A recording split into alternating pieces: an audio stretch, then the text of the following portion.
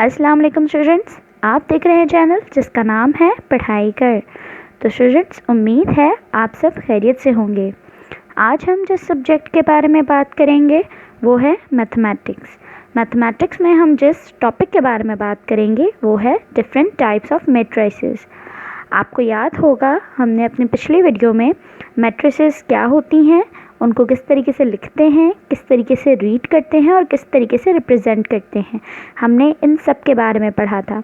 अगर आपने नहीं पढ़ा है तो आप डिस्क्रिप्शन में इसकी लिंक देख सकते हैं। व्हाट इज़ अ मैट्रिक्स और मैट्रिक्स को किस तरीके से हम रीड करते हैं, राइट करते हैं और किस तरीके से रिप्रेजेंट करते हैं।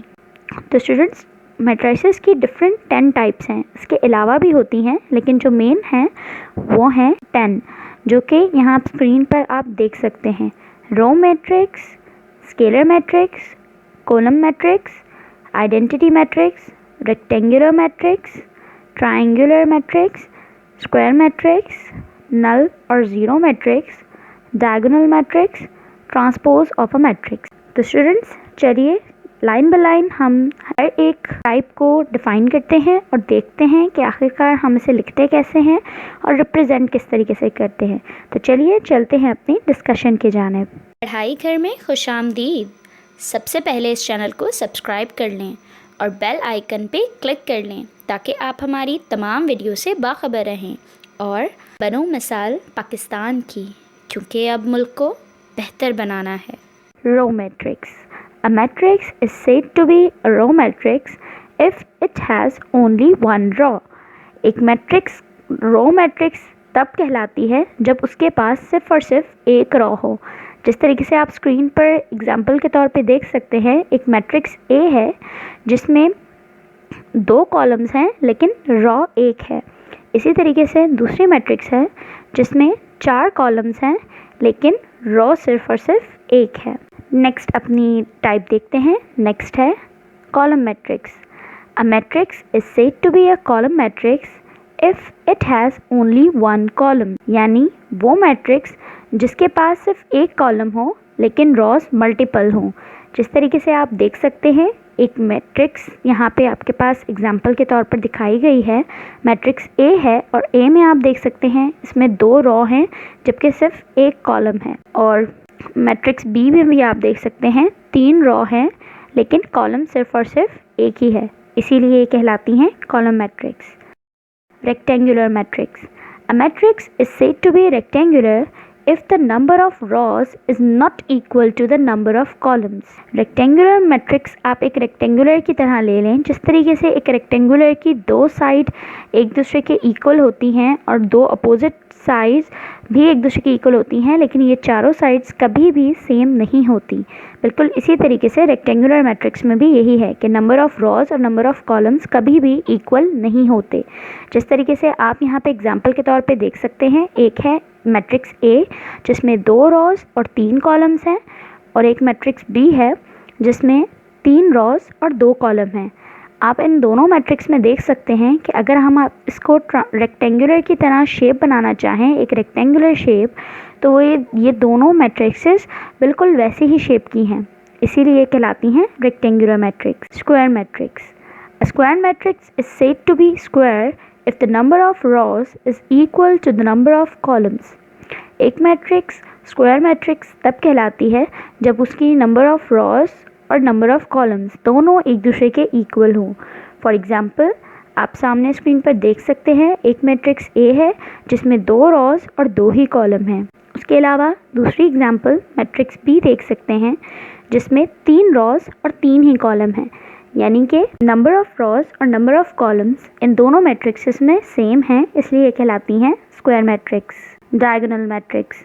अ square matrix is said to be diagonal if at least one element of principal diagonal is non-zero and all the other elements are zero. इस मैट्रिक्स का मतलब है कि इसमें कोई भी एक डायगोनल शेप, जिस तरीके से आप एग्जांपल में देख सकते हैं यहाँ सामने कि एक स्क्वायर मैट्रिक्स है, यानी कि उसके नंबर ऑफ़ रॉज और नंबर ऑफ़ कॉलम्स दोनों सेम हैं, लेकिन उनमें क्या चीज़ चेंज है, उसमें एक डायगोनल में उसके कोई भी एलिमेंट्स है, यानी कि 1 है और 2 है, लेकिन जो उसके अदर साइड का डायगोनल है उसमें 0 है, और जो उसके पहली तरफ वाला डायगोनल है वो नॉन ज़ीरो नंबर है, इसीलिए ये कहलाते हैं डायगोनल। आप एग्जाम्पल बी में भी देख सकते हैं, जो कि हमारे पास मैट्रिक्स है 3x3 की, यानी 3 कॉलम्स और 3 rows.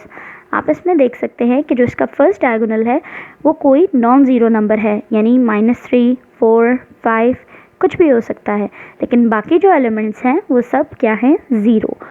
Scalar matrix.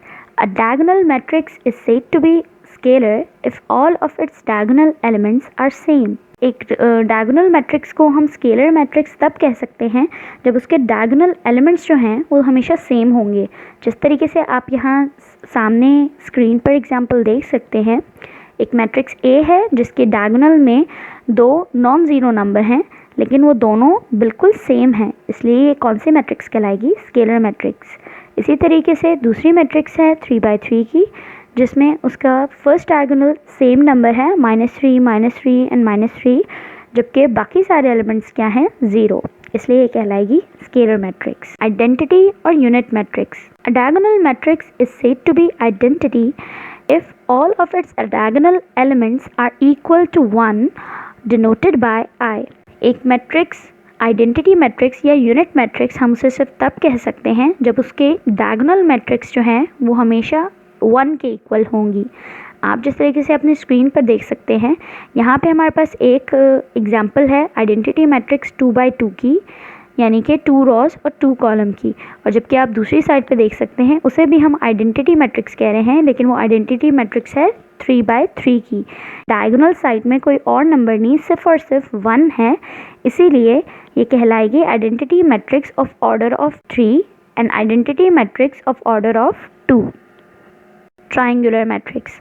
A square matrix is said to be triangular if all of its elements above the principal diagonal are 0, mean lower triangular matrix, or all of its elements below the principal diagonal are 0, means upper triangular matrix। इसकी example आप देखकर समझ सकते हैं। यहाँ पे आपके आगे एक मैट्रिक्स है कि एक स्क्वायर मैट्रिक्स होनी चाहिए। स्क्वायर मैट्रिक्स यानी उसकी नंबर ऑफ रॉज और नंबर ऑफ कॉलम्स हमेशा सेम होने चाहिए। जिस तरीके से आप देख सकते हैं, लोअर ट्रायंगुलर मैट्रिक्स कौन सी कहलाएगी? जिसमें नीचे के एलिमेंट्स में नॉन ज़ीरो नंबर्स हों, जबकि अपर एलिमेंट्स में 0 ही हो। इसी तरीके से आप दूसरी एग्जांपल देख सकते हैं, इसमें इसके नीचे के सारे डायगोनल के एरियाज़ में नॉन ज़ीरो एलिमेंट्स हैं, जबकि अपर एरिया में 0 एलिमेंट्स हैं। अपर ट्रायंगुलर मैट्रिक्स में आप देख सकते हैं कि उसमें नीचे की तरफ 0 है और ऊपर की तरफ एलिमेंट्स हैं, इसलिए उसको कहेंगे अपर ट्रायंगुलर मैट्रिक्स। इसी तरीके से बी की एग्जांपल ले लें। बी में भी जो ऑर्डर 3 की है, उसमें भी नीचे की तरफ सारे 0 हैं और ऊपर की तरफ सारे एलिमेंट्स हैं, इसलिए उसे हम कहेंगे अपर ट्रायंगुलर मैट्रिक्स। नल और ज़ीरो मैट्रिक्स। तो दोस्तों, जिस तरीके से आप देख सकते हैं कि अपने नाम से ही वाज़ेह है कि ऐसी मैट्रिक्स जो कि 0 हो या 0 के इक्वल हो, उसको हम कहते हैं ज़ीरो और नल मैट्रिक्स, और इसको डिनोट करते हैं हम हमेशा कैपिटल O से। जिस तरीके से आप सामने अपनी स्क्रीन पर देख सकते हैं, एक है हमारे पास एक नल मैट्रिक्स ऑर्डर 2x2 की और एक मैट्रिक्स है 3x3 की। आप देख सकते हैं कि इसमें किस तरीके से एलिमेंट्स सारे के सारे 0 हैं, इसलिए ये कहला रही है नल और ज़ीरो मैट्रिक्स।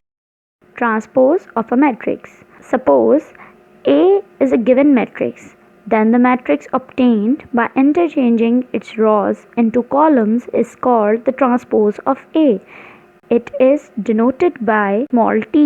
आप देख सकते हैं कि A के ऊपर पावर लगी हुई है T की, इसलिए हम इसको कहते हैं ट्रांसपोज। ट्रांसपोज ऑफ मैट्रिक्स में सिंपली ये होता है कि जो रॉज होती हैं वो कॉलम्स बन जाते हैं और जो कॉलम्स होते हैं वो रॉज बन जाते हैं। जिस तरीके से आप यहाँ पे एक एग्जांपल देख सकते हैं, यहाँ पे एक ऑर्डर 2x2 की मैट्रिक्स है A, जिसको जब हमने इसको रॉज और कॉलम में चेंज किया तो आप देख सकते हैं कि 1 और 3 जो कि अभी हमारे पास एक कॉलम में है, वो ट्रांसपोज लेने के बाद हमारे पास 1 और 3 यानी कॉलम्स में हो गए हैं। इसी तरीके से 2 और 4 है, 2 और 4 भी हमारे पास एक कॉलम में है, लेकिन जब हमने उसका ट्रांसपोज लिया तो हमने उसको चेंज कर दिया कॉलम्स में 2 4। आप देख सकते हैं कि ऑर्डर 2 by 2 की मैट्रिक्स किस तरीके से ट्रांसपोज में चेंज हो गई है। अब हम इसी तरीके से बाकी एग्जांपल्स को भी देख लेंगे। आप बी वाली भी देख सकते हैं। बी में आपके पास 2 रॉज और 4 कॉलम्स हैं, जबकि जब इसका ट्रांसपोज लिया तो इसमें 4 रॉज और 2 कॉलम्स हो गए। ऐसे कैसे हुआ? ऐसे सिर्फ और सिर्फ ट्रांसपोज की वजह से हुआ, क्योंकि वो नंबर ऑफ़ रॉज को नंबर ऑफ़ कॉलम बना देता है और नंबर ऑफ़ कॉलम को नंबर ऑफ़ रॉज बना देता है। आपने सिंपली ये करना है कि जो आपके पास रॉ हैं उनको आपने कॉलम्स में लिख लेना है और जो आपके पास कॉलम हैं उनको आपने रॉज में लिख लेना है, बिल्कुल ईजी वे में, जिस तरीके से यहाँ पे बना हुआ है। आप यहाँ पे एक और देख सकते हैं एग्जाम्पल्स जो हमारे पास ए और सी की दी गई है। तो स्टूडेंट्स, ये था हमारा आज का टॉपिक। उम्मीद है कि आपको मैट्रिक्स और मैट्रिक्स की टाइप्स बहुत अच्छे से समझ में आ गई होंगी। आपने इन्हें अच्छे से नोट भी कर लिया होगा और अपने एग्जामिनेशन के लिए इसके मेन पॉइंट्स भी लिख लिए होंगे। अगर आपने अभी तक नहीं नोट किया है तो ज़रूर कर लें, क्योंकि आपने पढ़ना है और बढ़ना है अपने लिए, अपने वालिदैन के लिए और इस मुल्क के लिए।